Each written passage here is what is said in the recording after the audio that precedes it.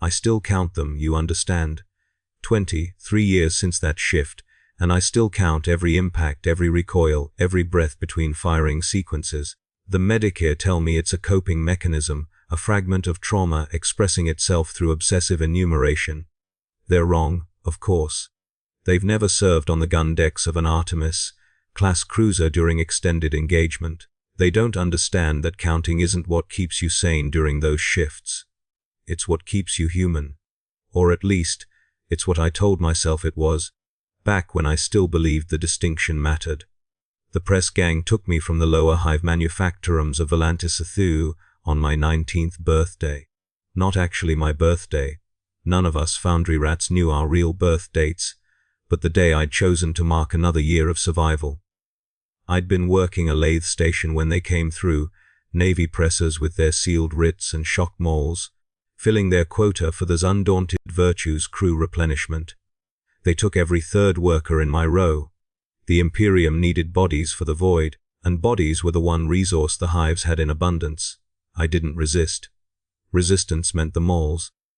And the moles meant you went to the bilges instead of the gun decks. At least the guns were a posting where skill mattered, where you might survive long enough to earn a name instead of a number. The training was brief. 6 weeks in the undaunted Virtue's crew quarters, learning the sacred rites of loading, the proper prayers for elevation and traverse, the manual procedures for when, never if, always when, the power feeds failed or the cogitator systems went into their screaming fits. They taught us to move like components in a machine, each action precise and inevitable. Shell charge ram prime fire repeat. Shell charge ram prime fire repeat. The gun captain would call the cadence, and we would move, and the Macrocannon would speak the Emperor's will into the void. That was the theory they taught us in those 6 weeks. That was what I believed when I reported to Gun Deck 12, Station 17 for my first combat shift.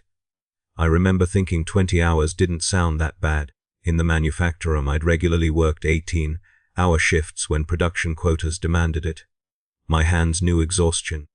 My back knew the specific ache of repetitive labor.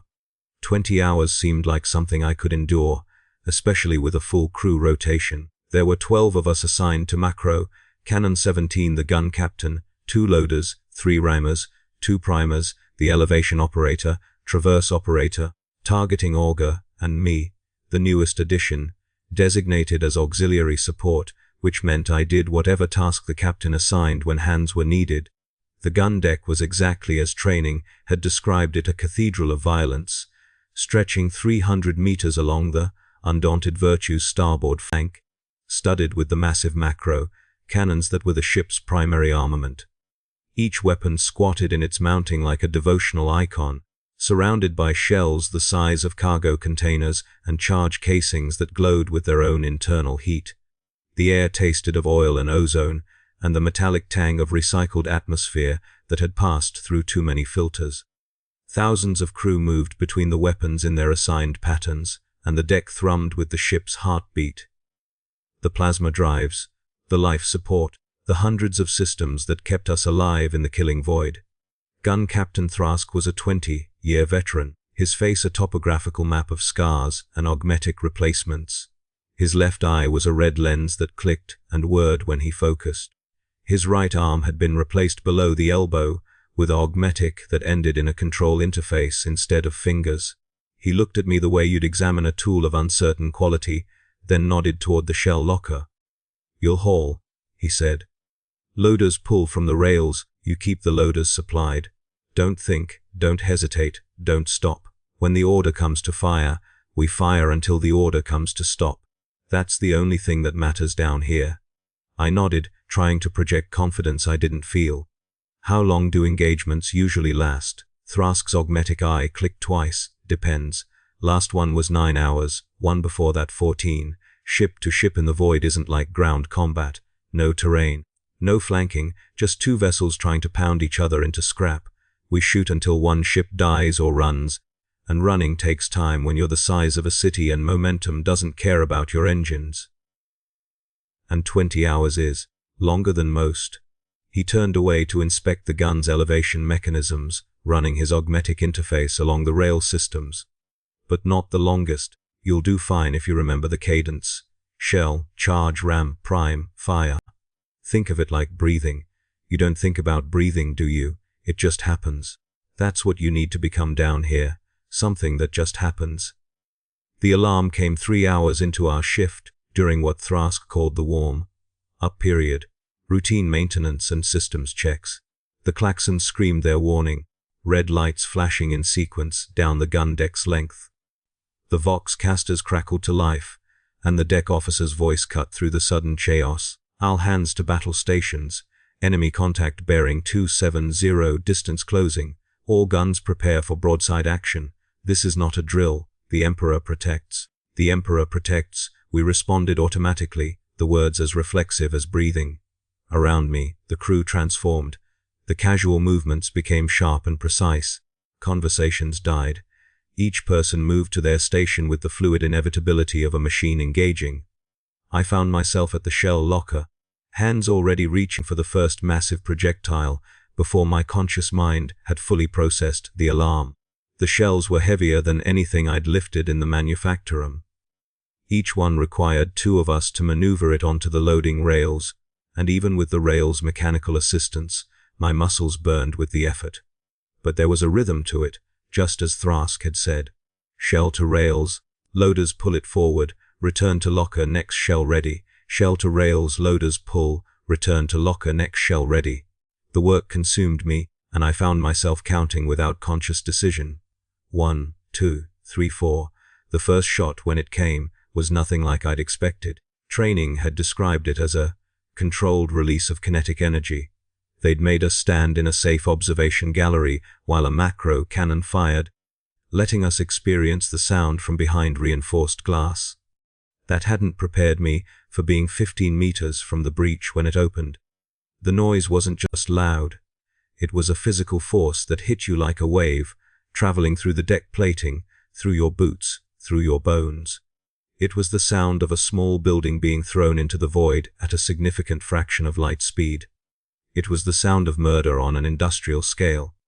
I stumbled, nearly dropping the shell I'd been maneuvering. Thrask's voice cut through the ringing in my ears. Keep moving. They don't stop for dropped shells or rattled nerves. I moved. Shell to rails, loaders pull, return to locker. The second shot came 20 seconds after the first. By the 5th shot, I'd found a pattern in the chaos. The macrocannon spoke, and in the momentary silence between the shot and the recoil systems resetting, I could hear other sounds, the loaders grunting with effort, the rammers chanting their prayer of insertion, the primers singing their hymn of ignition. Each crew member's voice added to a complex harmony I hadn't noticed during training. We were making music in our way, the music of systematic destruction. 20 minutes into the engagement, I'd lost count of the shots. 40, 50, the number didn't matter anymore. All that mattered was the rhythm. My hands knew what to do without instruction. My feet found the path between locker and rails without conscious guidance. I was becoming what Thrask had described, something that just happened, a component in a larger machine. It should have terrified me. Instead, it felt almost peaceful. No decisions, no uncertainty, just the pure simplicity of repetitive action in service to a defined purpose. But then I started noticing the sound was wrong. Not the macrocannon's roar, that remained constant, a rhythmic thunder that marked time like a mechanical heartbeat. It was something else, a secondary sound that wove through the main firing sequence. At first, I thought it was just crew members calling instructions or prayers. But as the engagement stretched past the 1-hour mark, I realized the sound was coming from the gun itself. A low harmonic underneath the firing noise, almost like singing, almost like breathing.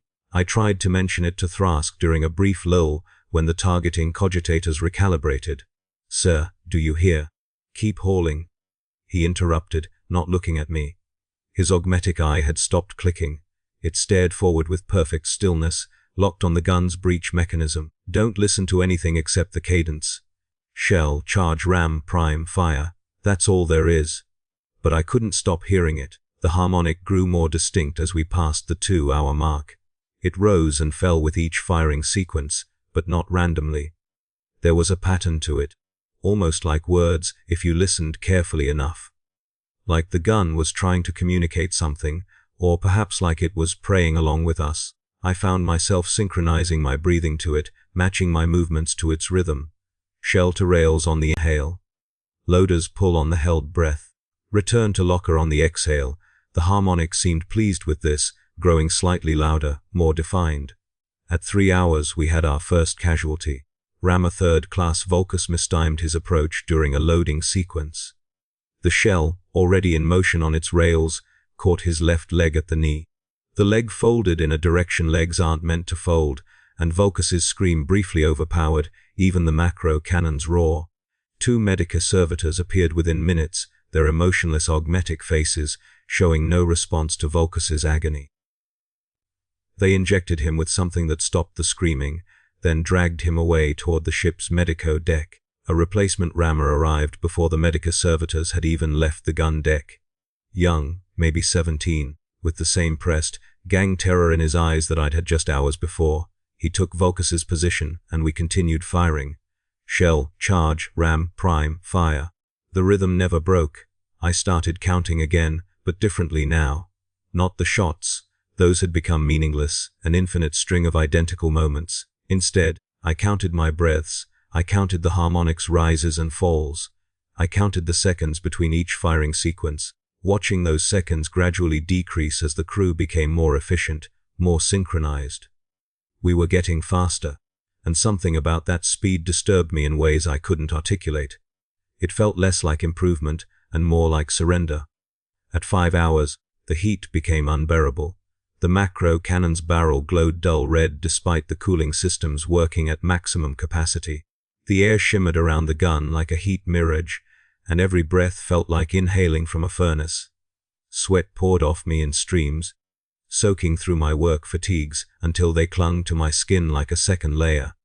My hands developed blisters that burst and reformed with each shell I handled, but there was no time to tend to them, no pause in the rhythm. Shell to rails, loaders pull, return to locker. My hands left bloody prints on each shell's casing, small red signatures of my contribution to the Emperor's work. The harmonic had grown loud enough that I could no longer pretend I was the only one hearing it. I saw other crew members moving in time with it, their lips forming silent words that matched its cadence.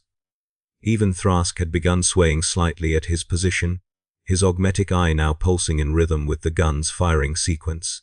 The new rammer, I never learned his name, was already fully synchronized, moving with a fluid precision that seemed impossible for someone so new. He'd either adapted remarkably fast, or something else was happening, something the veterans knew about but never mentioned in training. At 7 hours, my sense of time began to fragment. Minutes felt like hours, hours compressed into moments. I would blink, and suddenly 10 shots would have passed. I would focus intently on a single shell's journey from locker to rails, and the action would seem to take an eternity, each microsecond expanding into observable increments. The counting became more important, an anchor point in the temporal chaos. I held on to numbers the way a drowning man holds on to debris. 2,317, 2,318, 2,319. The numbers were real. The numbers proved I still existed as something separate from the gun, from the crew, from the harmonic that now filled every moment between shots. During a brief window while the targeting cogitators underwent emergency maintenance, a process that took perhaps 90 seconds, I managed to catch Thrask's attention. Sir, the sound, the harmonic, what is it? His augmetic eye focused on me, clicking twice. For a moment I saw something in his human eye, something that might have been pity, or perhaps recognition. You're hearing it early, he said quietly. Some take 10 hours, some 12. You're sensitive. That'll make this harder for you. Make what harder? What's happening? The guns don't just fire auxiliary, they need. They're machine spirits, but not the sleeping kind the tech priests like to talk about. These are hungry. They eat what we feed them, the shells, the charges, the targets, but mostly, they eat us, our effort, our focus, He paused, searching for the word, our boundaries. The things that make us separate from each other, from the gun, from the work. In a short engagement, it doesn't matter.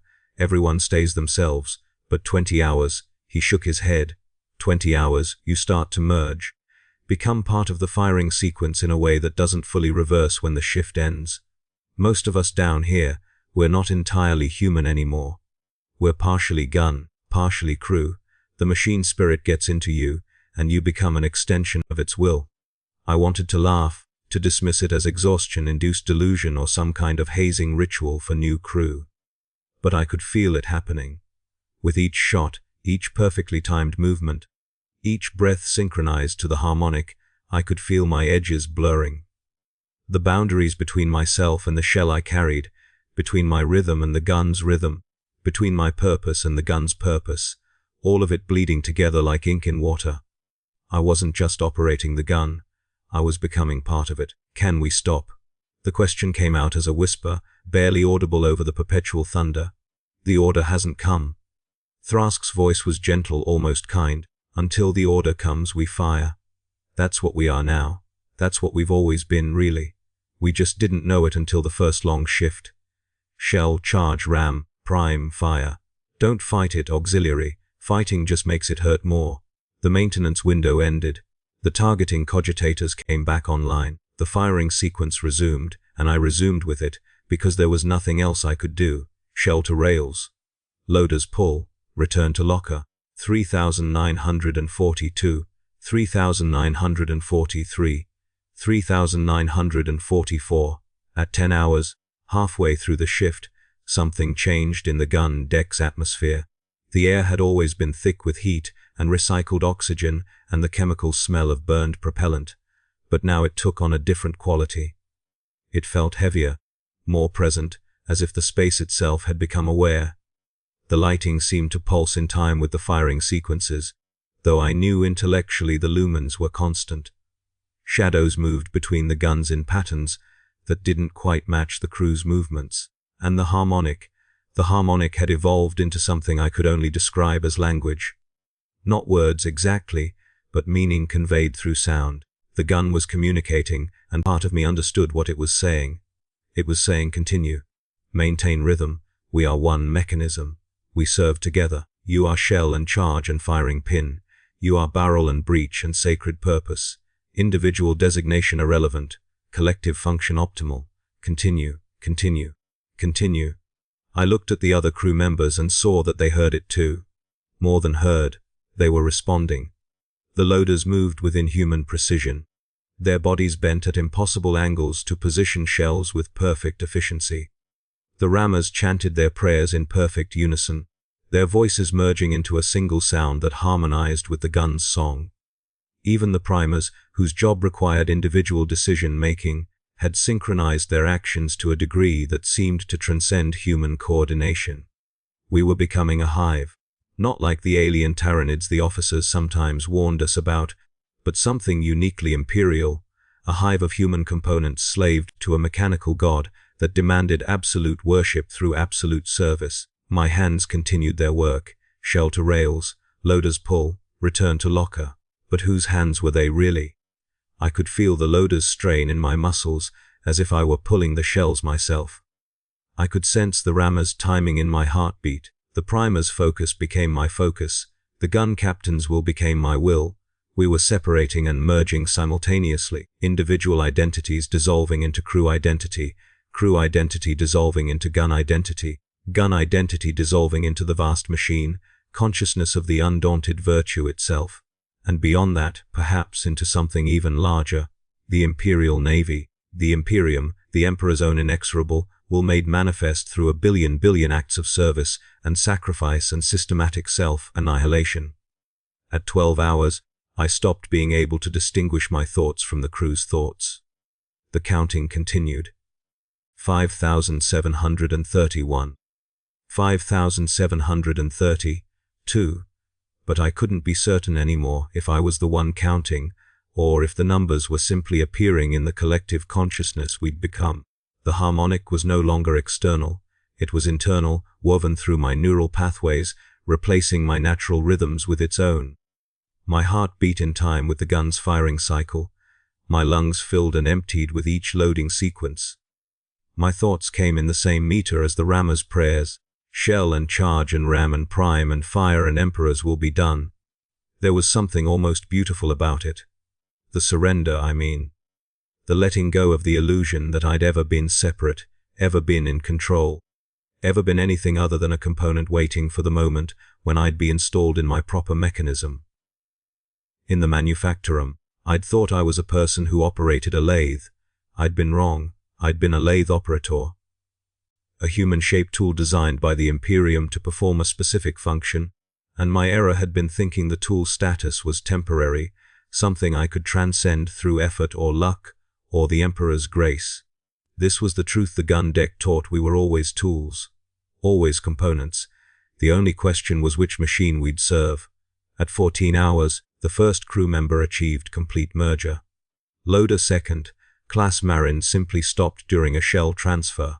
His hands remained locked on the shell's casing, and his eyes stared forward at nothing, and from his mouth came a sound that was identical, perfectly, impossibly identical, to the harmonic the gun produced. He'd become an organic speaker for the weapon's voice, a meat amplifier for its will. The Medica servitors came, as they'd come for Vulcus. But this time they didn't remove the affected crew member. They examined Marin with their emotionless augmetic sensors, made notations on their data slates, and then simply left him there. A replacement loader arrived, worked around Marin's frozen form, and the firing sequence continued without pause. Thrask saw my horror. Some part of me was still capable of horror, I realized with dim surprise, and spoke directly into my mind, the words arriving without sound. He's still serving, still part of the mechanism. The machine spirit uses him as a conduit now. It's an honor, in its way. Better than dying, better than breaking. He'll stand there until the engagement ends, speaking the gun's truth, and then he'll be taken to the tech. Priests who'll decide if he's recoverable or if he needs to be reconfigured. I wanted to scream, I wanted to run, but my body continued its work: shell to rails, loaders pull, return to locker, because the body was no longer entirely mine to command. It belonged to the gun now, to the crew consciousness, to the firing sequence that had become the only reality that mattered. The counting was all I had left of myself. 8,314, 8,315, 8,316. As long as I could count, some part of me remained separate. Some fragment of individual identity persisted in the act of enumeration. At 16 hours, my hands were no longer hands. They were loading appendages, shell, interface mechanisms, flesh and bone components of the weapon's operating system. The blisters had multiplied and merged into single sheets of exposed dermis that wept clear fluid with each movement. I should have been in agony. Instead, I felt nothing. The pain signals were being routed somewhere else, into the collective maybe, distributed across all 12 crew members so that no single component experienced enough suffering to fail. It was efficient. Horrifyingly, beautifully efficient. The Imperium had learned, across 10,000 years, how to extract maximum labor from human bodies by making those bodies stop being entirely human. The harmonic had words now, real words or close enough. It sang in a language that was part Gothic, part machine code, part something older and stranger.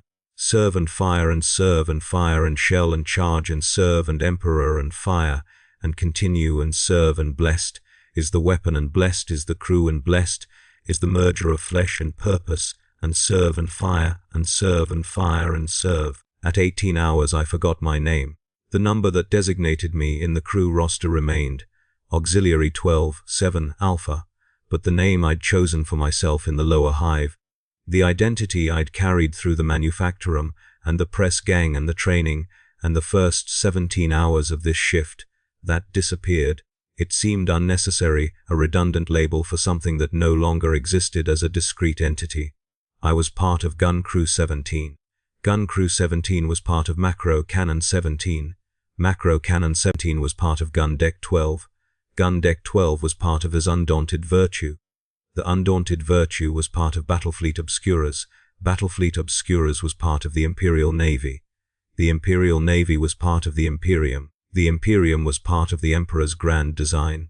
And I, whatever, meant any more, was a microscopic component in that design, so small as to be nearly invisible, but still necessary, still serving, still firing, Still counting. 10,957, 10,958, 10,959.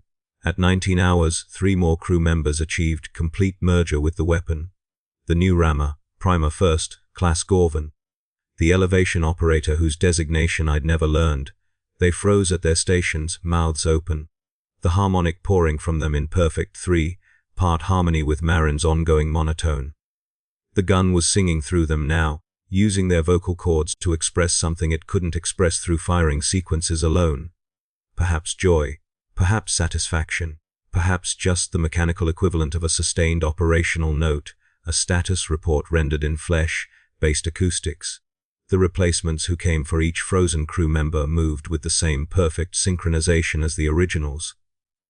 They'd been waiting, I realized, standing by in reserve, already partially merged from previous shifts, ready to slot seamlessly into any position where a component failed or transcended, or whatever word we were supposed to use for what was happening.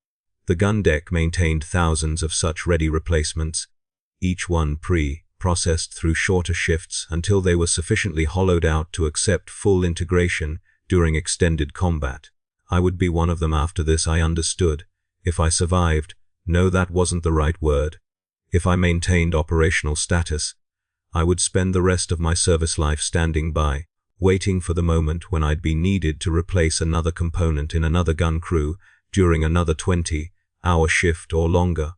And with each shift, with each merger, less of what I'd been would remain, until eventually I'd stand frozen like Marin, a perfect conduit for the machine spirit's voice, no longer burdened by the illusion of independent thought. At 19 hours and 40 minutes, I heard the deck officer's voice through the Vox casters, the first external sound I'd registered in hours that wasn't the harmonic or the firing sequence. All guns prepare for final broadside. Enemy vessel has sustained critical damage to reactor shielding. Next salvo will achieve kill, make the Emperor proud. The crew, all of us, merged and unmerged alike, responded with a sound I can only describe as anticipation. Not human anticipation, mechanical anticipation. The hunger of a weapon that's been firing for 20 hours and knows, through channels I couldn't explain, that its target is finally vulnerable. The harmonic rose to a crescendo, and every gun on the deck fired in perfect synchronization, the individual roars merging into a single sustained note of industrial murder. I felt the shells leave their barrels. I felt them cross the void. I felt them impact the enemy vessel's weakened armor. I felt them penetrate. I felt them detonate in the reactor spaces. I felt the enemy ship die. Its death transmitted back through targeting data, through sensor returns, through the collective awareness of all the crews on all the guns who had worked together to achieve this kill. It was ecstasy. It was religious experience. It was the moment when service and purpose and self-annihilation converged into a single point of absolute meaning. We had killed. The gun had killed through us. We had been the Emperor's instrument, and the enemy was dead, and the Imperium would continue, and we had justified our existence through the most fundamental act possible in service to the God, Emperor. We had destroyed his enemies. The counting stopped at 12,430, 7 shots, after 19 hours and 47 minutes of continuous firing. The engagement ended and the counting stopped because numbers no longer mattered when you'd achieved perfect purpose. The order came to stand down. The Macrocannon fell silent, its barrel glowing white, hot, heat shimmer making the air around it ripple like water. The harmonic decreased in volume but didn't disappear. It never truly disappears, I know now. Once you've heard it, once you've synchronized with it, it remains as a permanent background frequency in your consciousness, a reminder, a leash, a comfort. The Medica servitors came for the 4 crew members who'd achieved complete merger. They were gentle, almost reverential, as they disconnected Marin and the others from their positions and loaded them onto gurneys. Thrask watched them go with his augmetic eye tracking their departure. His human eye leaked a single tear which he didn't wipe away. They served well, he said, and I wasn't certain if he was speaking aloud or if I was hearing him through the residual crew consciousness that lingered even after the stand-down order. They'll be honored. Most likely reassignment to direct machine spirit maintenance. They can hear the gun's needs now, communicate with them in ways the tech priests envy. It's a good posting if you can adjust to permanent contact with the harmonic. I looked at my hands. They were my hands again, more or less. The distinction between me, hands, the gun's loading appendages, had reasserted itself, though less firmly than before. I could feel the boundary, but it was permeable now, thin as paper. The next shift would dissolve it further. The shift after that would dissolve it more. Eventually, there would be no boundary at all, and I would be what Thrask was, a human component that retained just enough individuality to function as crew but had long ago accepted that the individuality was temporary, negotiable, expendable in service to the guns. How many? I asked him. How many shifts until? Until you're one of them? He gestured toward the departing gurneys. Depends. 10, maybe, 20. Some people never fully merge. They retain enough separation to keep functioning in the semi-integrated state where most of us live. That's me. Been serving this gun for 20 years, thousands of hours of firing, and I'm still mostly here. He tapped his human temple with his augmetic fingers. Mostly. The gun has some of me, and I have some of it, and we've learned to coexist. You'll learn too. Or you won't, and you'll end up on a gurney, and that's fine also. Either way, you serve. Either way, you're part of something larger than yourself. That's what matters in the Imperium. Not individual survival. Collective function. The deck officer's voice returned to the Vox Castus. All gun crews, expedited rotation authorized. 12 hours rest before return to standard watch cycle. The Emperor protects. 12 hours, half the time I just spent firing. It seemed impossibly generous, though I knew it was merely the minimum required to keep components operational. I should have felt relieved. Instead, I felt hollowed out, excavated, as if someone had reached inside me and removed something essential, leaving only the shell that looked like a person, but served the gun. The counting had resumed automatically. 1 second since stand down, 2 seconds since stand down, 3 seconds since stand down. It would never stop now, I realized. The counting was how I'd maintain the illusion of separation, the pretense that I was observing the shifts rather than being dissolved by them. 1 breath, 2 breaths, 3 breaths. 1 step away from the gun, 2 steps away from the gun, 3 steps away from the gun. As if distance mattered when the harmonic lived inside your skull. That was 23 years ago. I'm gun captain now, assigned to Macrocannon 20, 3 on gun deck 9 of the Undaunted Virtue. Still the same ship, different posting, different weapon, but the same essential truth. I've served through 417 shifts of various lengths. The shortest was 3 hours. The longest was 31.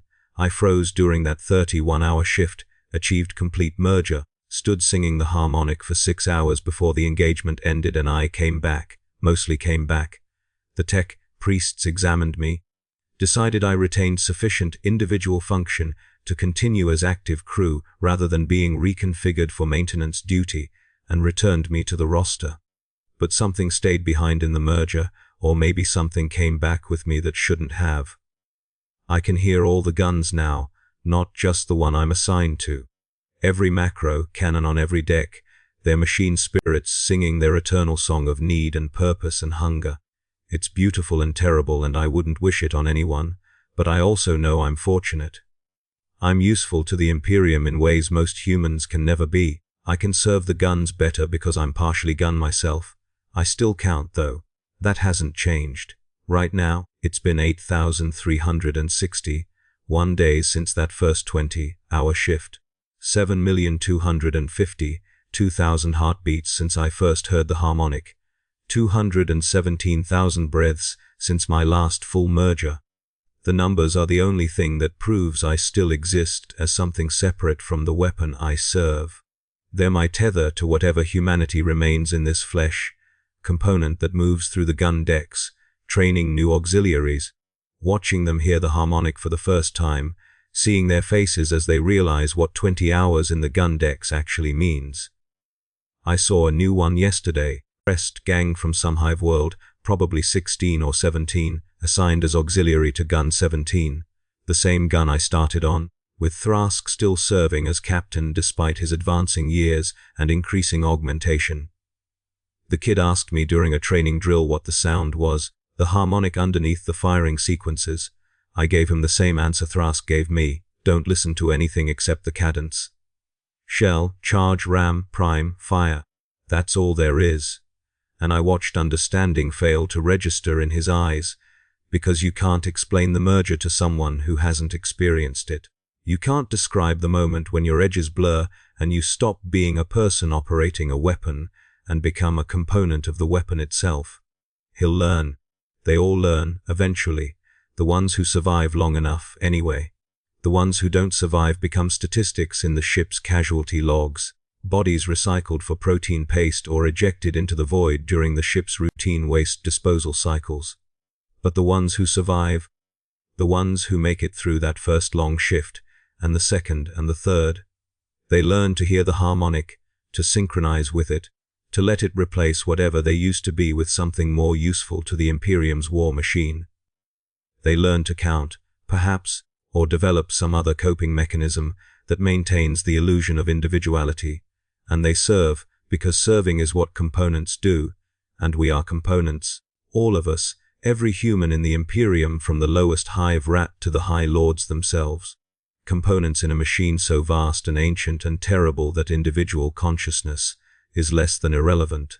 It's an impediment, a bug in the system that needs to be debugged through service and sacrifice and merger with the tools we operate. I'm counting right now, as I write this, if right is the correct word for what I'm doing.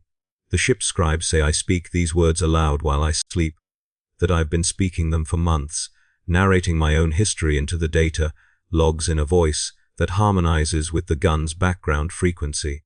They wanted to send me to the Medicare, but Thrask intervened, said it was normal for long-service gun captains to process their experience this way. He's probably right. He usually is, about matters concerning the gun decks. He's been serving long enough that the boundary between Thrask and Gun 17 has become imperceptible, and if he says something is normal, then it's normal by definition, because he defines normal for those of us who've merged sufficiently to understand what normal actually means down here. The count continues. The harmonic continues. The gun decks of the undaunted virtue continue their eternal purpose, firing at enemies I never see at distances I can't comprehend, and I continue with them, a named component in an unnamed machine, counting the seconds and shots and breaths until the next shift, the next merger, the next moment when I'll stand at my gun and hear the order to fire and lose myself in the sacred rhythm of shell, charge, ram, prime, fire, shell, charge, ram, prime, fire, shell, charge, ram, prime, fire. And the counting will be all that remains to prove I was ever anything other than what I am, a devoted servant of the Imperium. A voice for the machine spirit, a human component optimized for violence, a gun captain who remembers being a person and knows that remembering is the last vestige of humanity I'll be permitted to retain. 23 years since that first shift. 12,430, 7 shots until everything changed. 8,360, 1 days of counting since I learned the truth about service in the Imperial Navy. The numbers are real. The numbers are mine, as long as I can count some fragment of what I was persists. 1, 3, 4, 5, 6, 7, 8, 9, 10. The gun calls. The shift begins. The merger awaits. Shell, charge, ram, prime, fire. The Emperor protects. The counting continues. The harmonic never ends. I am Gun Captain 23. I am Auxiliary 12, 7 Alpha. I am the component that counts. I am the flesh that serves the sacred machine. I am the voice that sings the harmonic. I am 12 years old and working a lathe in a manufactorum. I am 19 and being pressed into service. I am 40, 2 and teaching new auxiliaries the cadence they'll need to survive. I am all of these simultaneously and none of them completely. I am exactly what the Imperium made me to be, a useful tool that believes itself to be a person who's learning to accept being a tool that counts to remember it was once a person who counts because counting is the only thing the tool is permitted to keep. The next shift starts in 4 hours. The count continues. The guns are hungry. The Emperor protects. Shell, charge, ram, prime, fire. 1,